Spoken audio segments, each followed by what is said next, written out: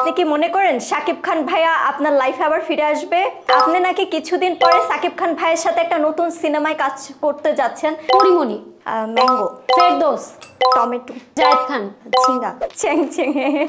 ফ্রিতে এত বেশি পানি খানের জন্য যেখানে সেখানে পানি ফেলে দেন।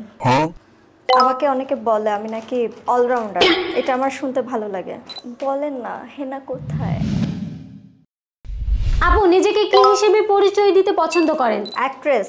আপনি যদি সবজি হতেন তাহলে কোন সবজি হতেন? কাঁচামরিচ। আপনি যদি একদিনের জন্য কোনো সুপার পাওয়ার পেতেন তাহলে সেটি কি চাইতেন? ইনভিজিবল মান। কেন, কি করতেন ইনভিজিবল হয়ে?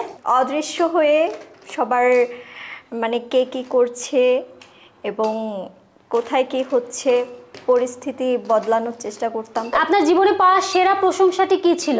আমাকে অনেকে বলে আমি নাকি অলরাউন্ডার, এটা আমার শুনতে ভালো লাগে। ইন্ডাস্ট্রিতে আপনার রোল মডেল কে? আমি আসলে এই ইন্ডাস্ট্রিতে আসার পেছনে আসল কারণ হচ্ছে মাহি আপুকে আমার খুবই ভালো লাগতো, তাকে দেখে আসলে আসা আমার, তো তাকেই আসলে মাঝে মাঝে আমি ফলো করি। ওকে, আমি 5 জন তারকার নাম বলবো, আপনি তাদের একটি করে সবজির সাথে তুলনা করবেন। প্রথমে হচ্ছে পরিমণি। পরি আপু হচ্ছে ম্যাঙ্গো। ম্যাঙ্গো কেন? তার ফেসটা লাইক ম্যাঙ্গোর মতো। শাকিব খান লাইক গাজর। ওকে, অপু বিশ্বাস। পেঁপে, সে মনে হয় অনেক পেঁপে খায়, তার স্কিনটা অনেক সুন্দর। ফেরদৌস। টমেটো। ওকে, জায়েদ খান। জায়েদ খান হচ্ছে ঝিঙ্গা। জায়েদ খান ঝিঙ্গা কেন? চ্যাং চ্যাং। আপু ময়না সিনেমার ট্রেইলার বের হয়েছে, আমরা ট্রেইলারে আপনার একটি ক্লোজ সিন দেখেছি, সেটা করতে কতবার টেক নিতে হয়েছিল? একবারই হয়ে গিয়েছে? একদম। হাসি দিয়ে কার অস্থির মন শান্ত করেন? শত্রুদের। অতীতে করে আসা নিজের কোন কাজটি দেখলে হাসি লাগে? অনেক কাজই তো করেছি যেগুলা খুবই হাস্যকর ছিল। আমি একটা সময় যখন আমি স্পোর্টসে ছিলাম তখন ছেলেদের মতো চলাফেরা করতাম, লাইক টমবয়। ক্রিকেট বেশি ভালো খেলেন নাকি ছেলেদের মন নিয়ে? ছেলেদের মন নিয়ে। কতগুলো ছেলের মন নিয়ে খেলেছেন এই পর্যন্ত? যাদেরকে ভালোবেসেছি তাদের মন নিয়ে খেলেছি এবং তাদের জীবনটা তেজপাতা বানিয়ে ছেড়েছি। আপনার কিছুদিন আগে আপনার একটা ডায়লগ খুবই ভাইরাল হয়েছিল, ওরা আমার ক্যারিয়ার নষ্ট করতে পারবে না সামথিং, তো আমরা সেই ডায়লগটি একটু শুনতে চাই। আমি একটা 4 মেরেছি, 4টা 4 ছিল, কিন্তু ম্যানেজমেন্ট দেয়নি, কারণ ম্যানেজমেন্ট ছিল অন্য কিছুর চামচা, নাম নাই বললাম। ওকে, আপনার মধ্যবিত্ত সিনেমার নায়ক শিশির খান তো নিজেকে ভবিষ্যতে শাকিব খান মনে করে। শিশির সর্দার কখনোই বলেনি যে আমি শাকিব খানের মতো হব বা জায়গায় যাব। অনেকের হচ্ছে ধরেন আইডল সালমান শাহ স্যারকে ভাবে, তো শিশির সর্দার মূলত শাকিব খান ভাইকে তার আইডল ভাবে। আপনি যদি একদিন ঘুম থেকে উঠে দেখেন আপনি ছেলে হয়ে গিয়েছেন, তাহলে বাংলাদেশের কোন নায়িকাকে ডেট করতে চাইবেন?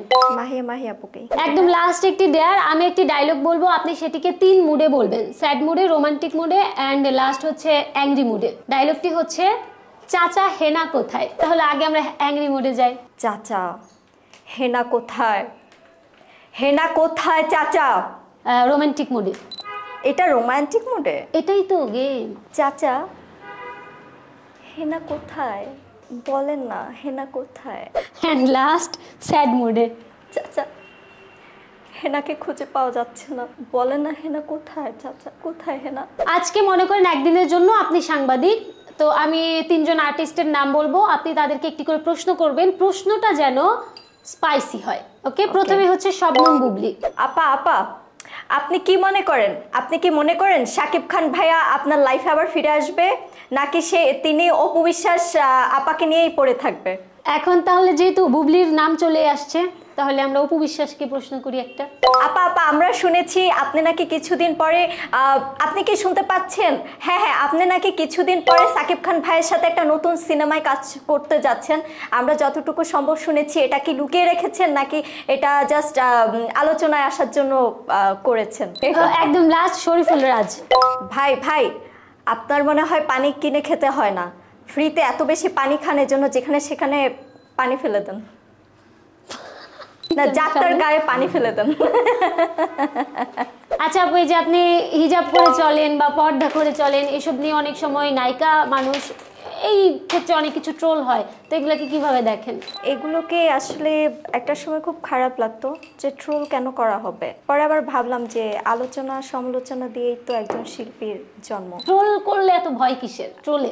দেখুন, এটা আমি যতটা মানে এটাকে নিয়ে মানিয়ে নিতে পারবো ততটা কিন্তু আমার ফ্যামিলি পারবে না। ওকে আপু, আমরা জানি আপনি খুব ভালো গান গান, আমাদের 2টি লাইন গান শোনান।